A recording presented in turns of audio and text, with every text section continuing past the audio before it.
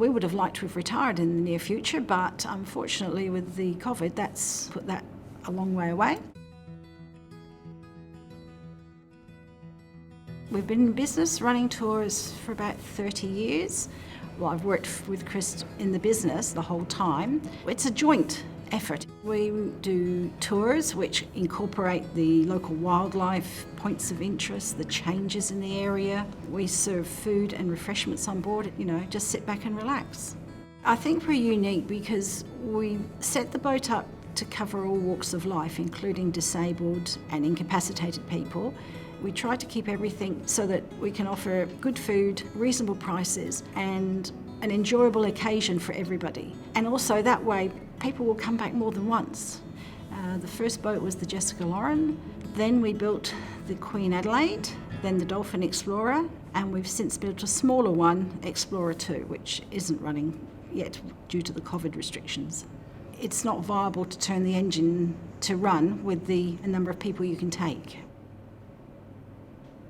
I can't remember the first time that I thought it would impact on us because March is a busy time for us. When it was all developing and all coming out, it was sort of like bewildering. They closed the businesses and staked down on the 22nd of March. We actually closed at the 21st because we knew that we couldn't operate with people and still make it safe for everybody, including the staff and ourselves. Financial survival, it was a little bit frightening, concerning. We have a core crew of about 9.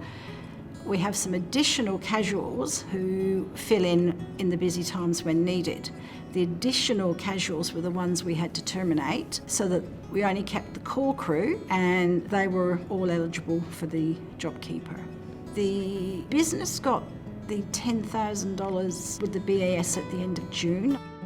We realised that we would have to make changes. Previously we used hand towels, so the only options were disposable paper or hand dryers. We went for the hand dryers. So the $10,000 from the federal government went on accounting and toilets, basically. Sounds nice, doesn't it?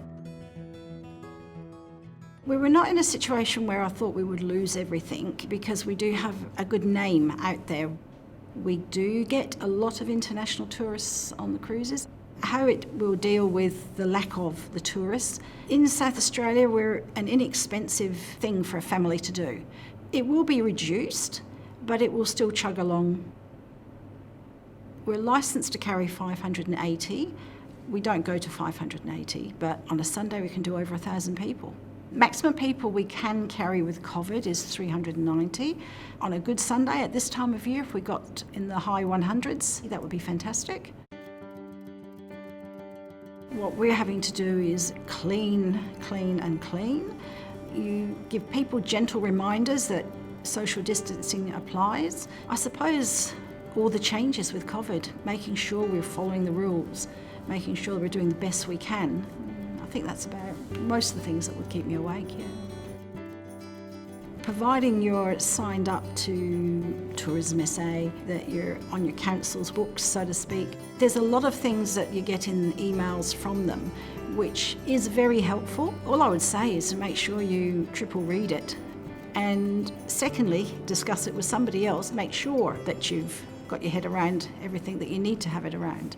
With running a business, you rely on other businesses to assist you as well and play a part in running it. For example, BOC, the hire on the gas bottles, they stopped it. Whilst we didn't have to return them, they didn't charge us any rent. So a lot of other businesses came into play with assisting everyone being around at the end of this COVID. I don't know what to expect with COVID. I always like to look on the bright side. It's very easy to look on the negative side, but on the bright side is that next year will be a better year. Life in general will be hopefully a lot better for people. Yeah, that's what I think.